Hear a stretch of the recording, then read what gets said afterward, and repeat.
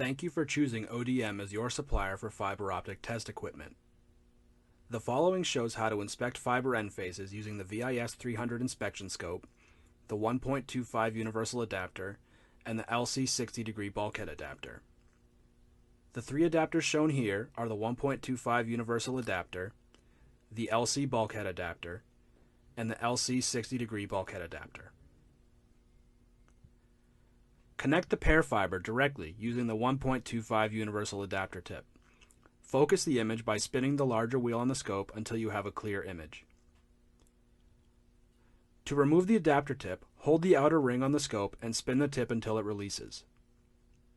To inspect LC bulkheads in hard-to-reach areas, such as a distribution box, the 60-degree LC bulkhead adapter can be used.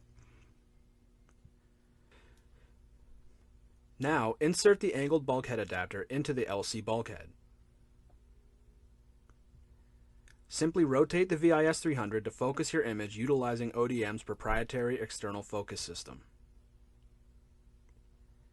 You can now inspect your bulkhead image. The following images show the 60-degree bulkhead adapter tip in use on a raycap distribution box.